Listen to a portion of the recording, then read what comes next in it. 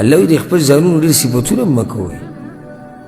کوم سړی چې عجز وي د خپل ځان صفت نه کوي، ځان صفتونه ډېر کوي که نه، ما حدیث یو، ما دینداري م یادوي خپله او دنیا م یادوي. د عجز انسان نه وي. عجز انسان د خپل ځان صفتونه نه کوي. فلا تزکو انفسکم، الله د خپل ځان صفتونه مه کوئ.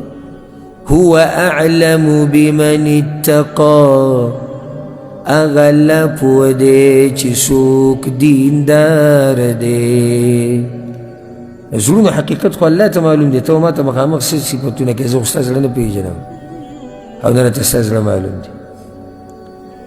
عاجزي رب العالمین د خپلو خاصو بندګانو دا صفت ذکر کړی. سورة الفرقان په دې کې الله د خپلو خاصو بندګانو با صفات ذکر کړي. اولنې صفت یې ذکر کړی دی وعباد الرحمن الذين يمشون على الأرض هونا. د رحمان خاص بندگان هغه دي چې په ځمکه باندې ګرځي نو ډېر په عاجزۍ سره ګرځي او کې تکبر نه وي. هغه ډېر نرم خلک وي، هغه ډېر عجزه خلک وي، هغه د سختۍ نه، هغه د تکبر نه، هغه د لویۍ نه، د هر څه نه هغه پاک.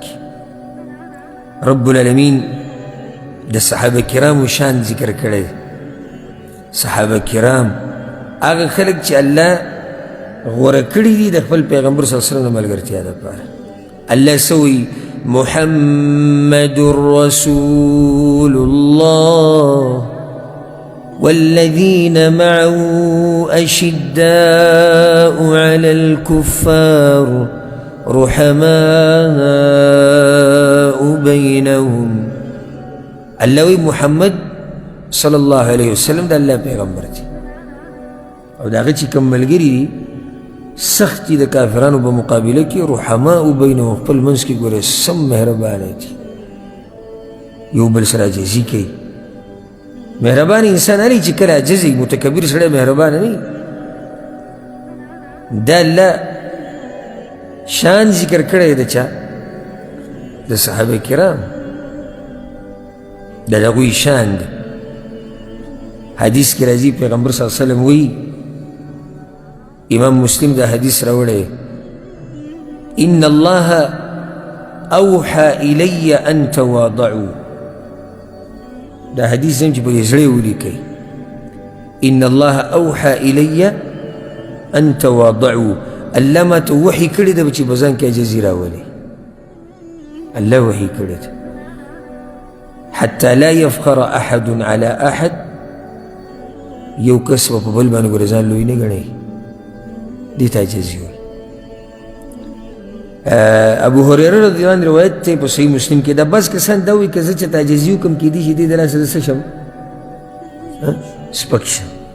ښه دا د دیندارو خلکو سوچ نه دی. ګورئ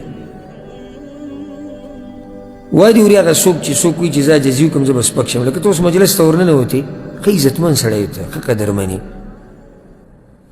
او د ځان نه کمزوري کس ته ځای پرېږدي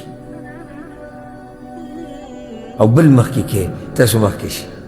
ته د هغه نه عزتمن یې، ته د هغه نه اوچت په علم کې، په ایمان کې، په تقوا کې، په مال کې، په شهرت کې، په جیداد کې، په رعب کې، په دبدبه کې، په هر څه کې، او تا هغه ته تا شروع کړي. الله اکبر. دا کوم خوی دی؟ څومره مزه کوي، څومره مزه کوي چې ته اوچت یې او ستا هغه اوچتوالی دې سره ښه اوچت شي چې ته د ځان نه کمزوري کس ته وایې چې ته زما نه غوره یې.